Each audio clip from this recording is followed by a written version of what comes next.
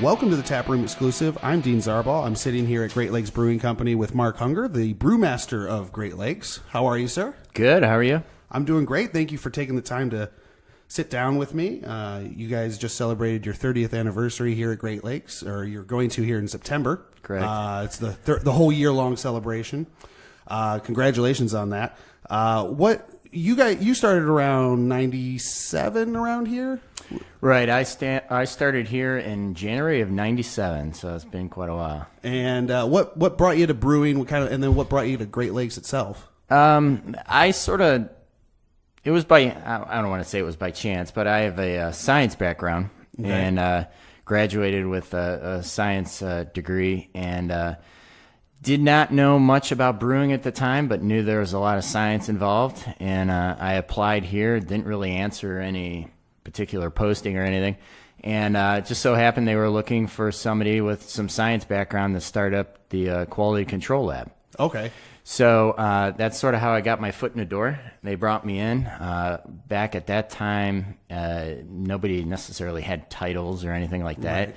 You just sort of did everything. And I, of course, started up the quality lab, but I also learned how to brew, learned how to filter, and pretty much do everything, as well as, help on the line with bottles and stuff like that. So yeah. It was a fun time to join the. I bet, there's just so much going on, and I bet it kept you guys really busy. What was it about beer that kind of drew you to that? You just kind of fell into it through the science, or were you familiar with craft before that, or? Oh, absolutely. It's kind of funny. When I was in college, I had drank Great Lakes and had a bunch of Great Lakes coasters tin tacked up on my door to my dorm room. Nice. Nice. I don't know whether that was a sign of things to come, or this is my way before I obviously worked here, junior year in college or something like that. Yeah. So maybe it was a sign of things to come. Absolutely. I don't know. That's really cool. I was definitely familiar with Great Lakes at the time. Dortmunder was a love of mine. It was a great beer.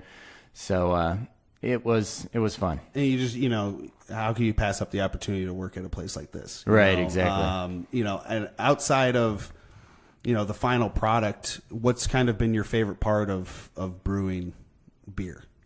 I think it's obviously the final product is great to enjoy. It's being a part of the whole entire process.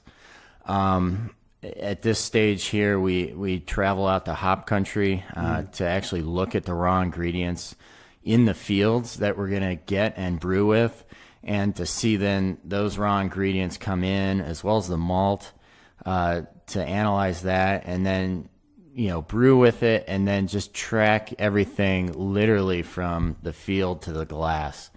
I think is a great experience. Yeah, that's got to be cool. This came from this exact place. Right. You can trace everything right back to the origin. There are times where we'll be out in hop country and we can actually, we're getting our lot from this particular farmer, and we're there talking to the farmer who's, all muddy and dirty from the fields. And so just to get down to that level and to follow it through the whole process, and then, of course, the quality aspects to make sure, the final product is the best product possible for the whole entire shelf life of the beer, is just, it's neat to see and fun to be a part of. Oh, yeah. It's a nice blend of art and science. And you guys, Burning River Pale Ale has been a staple for Great Lakes for many years now. You guys recently went in and kind of reformulated the recipe a little bit. What was the inspiration behind doing that now? Was it part of the 30th anniversary, or you just decided, maybe try something new? Well, it's something we wanted to do. Burning River obviously has its roots from the name pertaining to the sort of environmental hiccup that we had on the Cuyahoga River. Hiccup's a good word. We'll call it a miscue. Yeah. That pretty much put us on the map for that. So we decided to, way back in the day when we came out, sort of celebrate sort of in a way celebrate that event in our history. And we've always been a sustainability, worried about sustainability, looked at the environmental aspects. And obviously, a good part of that is brewing raw ingredients. A lot of our raw ingredients come from far, far distances. Our hops come from the Pacific Northwest, long ways from here, most of our hops. Right. Malt, southern Canada, Dakotas, Idaho, so still a distance away. And it takes a lot of energy to transport those ingredients. So we've always had our eye out for local ingredients. But the caveat is it's got to be of good quality. Right. Not to say there's not good quality out there. Right. So Burning River was obviously a good beer to be a candidate for that. But we needed suppliers that could supply the amount that we needed. Right. So it had to be good quality, and they had to be able to get the amounts that we needed. And it was at this point in time where that became apparent that was a possibility. So we decided to get some malt from House Malts in downtown Cleveland, who are doing a great job making some great malts, and then some, we'll say regionally sourced hops just out of state from Ohio, but still very, very close. Some hops that are very good quality, and we're very proud to use. You see, it seems like hop farms are popping up everywhere nowadays. Yeah. But like you said, it's got to be, for someone like you guys put out a lot of beer every year. So you got to, make sure you can get that. Right. So I'm still new to the behind the scenes brewing process and all that stuff. How do you take, let's say you come up with a recipe for a beer and then you're going to make that for distribution. So you're going to scale the recipe up. How do you take that from like a small batch like that to like a huge batch and keep everything, the same, keep that flavor profile from that original batch into a large batch? Right. Because that's an art in of itself. Exactly. And I commend you guys that can do that, because that is truly a skill. And that is key. You definitely want to do that, obviously, to keep things consistent. A lot of it is experience. Working on the system for 20 some years, you sort of get a feel for what your efficiencies are, how much bitterness you're going to get out of a hop on this system versus the production system. So some of it is feel. There's some calculations involved as well, obviously. But all those are involved. And sometimes there's some trial and error, right? Little adjustments here and there, but I think we've done a pretty good job. Oh, and for going forward on that point, we just started up a pilot plant. Oh, nice. We've got a 2-barrel pilot system that's in our brew house over across the street, and that we paid extra. Without a doubt, this is just not your basic 2-barrel system. Oh, okay. This is a 2-barrel system that emulates our production plant. Really? Dimensions of the lauter and everything within the system. If you were to just build a 2-barrel brewing system, it wouldn't look like this. So it's built to proportionally emulate our production plant. So that'll make it that much easier to bring those ideas, those concepts up to the big system. Oh, that's really cool.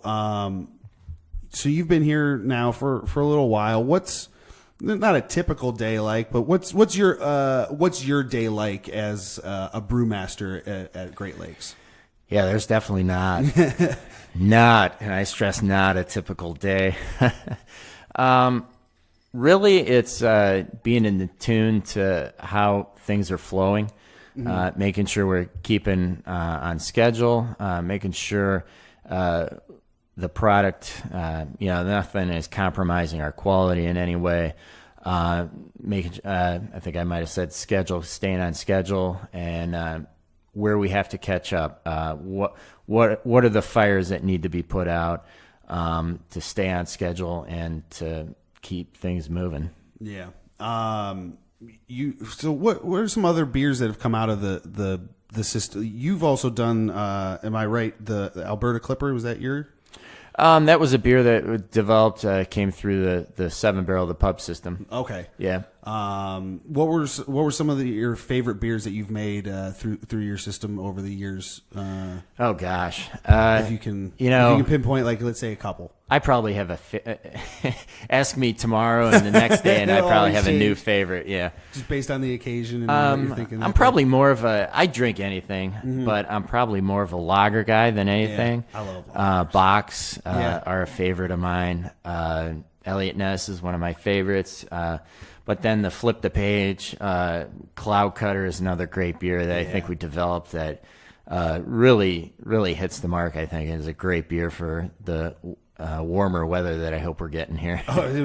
Fingers crossed it comes soon, man. It's been dreary and everything lately, but I've seen a lot of people with that Cloud Cutter. It just seems like everybody's loving that beer right now.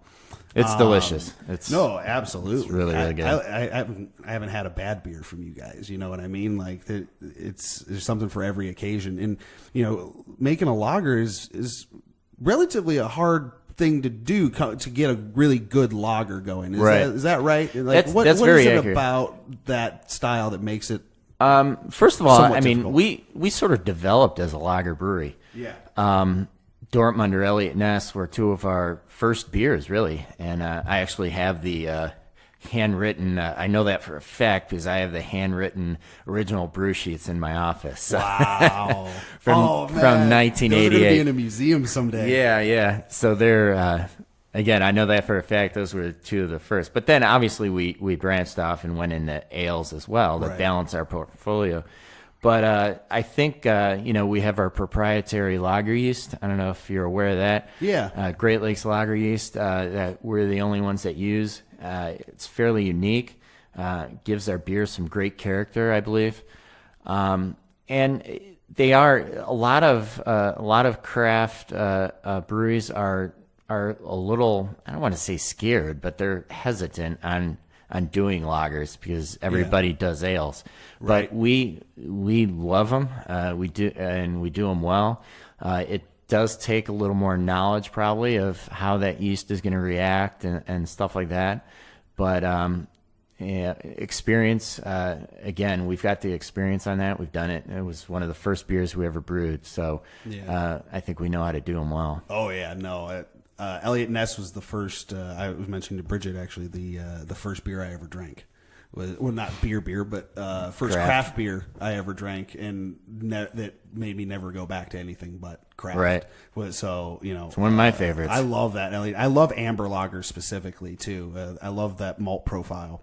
What if you're not drinking, a lager or something? What do you like a super hoppy? You like IPAs, or you tend to stay more? No, it just depends on what you're eating or what you're. Yeah, doing. exactly. It depends on the mood. I'll try anything. I'll drink anything. I tend to lean towards the lagers, but there's some great IPAs out there. Right. Like I said, our Cloud Cutter I think has been fantastic. Yeah. I love some of the lighter stouts out there. Oatmeal Stout is a great beer I think we make, and that's any of the dry stouts out there. So I'm sort of all over the gamut. Yeah. More often than not, you'll probably see me with a lager, but other 50% of the time you're going to see me with something else, and it could be anything on the spectrum. What before we get going here, what's been your favorite part of working at Great Lakes over the last few years? Favorite part of Great Lakes? It is just a great company to work for. At any point in time you can go and talk to the owners and they'll have have an ear for you. But it's just a family atmosphere, and you're making beer, and what's better than that, Yeah. And I think we make some of the best beer out there. Absolutely. And it's just it's been such a great ride to see this brewery grow. When I started, we were about 12 or 15,000 barrels. Now we're brewing about 160 or so, 155, 160. That's crazy growth, man. Yeah, and to see that growth and development over the years has just been a fun time. Oh yeah, congratulations! You guys moved up on the the Brewers Association. Yeah. Top 50. Congratulations on that, and congratulations on the 30th anniversary. You guys got anything fun planned brew wise for that? We are. We're doing a special 30th anniversary brew. Actually, it's going to be cooking away in the brew house here shortly. Nice. So that's going to be coming out, and obviously we got some events going on and stuff like that throughout the year. So it's going to be a fun time. We'll keep up to date. You can check Great Lakes out on Twitter at GLBC _ Cleveland, and check them out on Facebook, Great Lakes Brewing Company. Mark, thank you so much for being here. I appreciate your time. No problem. Enjoy the rest of your day, and thank you all for listening. Tune in next week for an all-new episode of the Taproom Exclusive.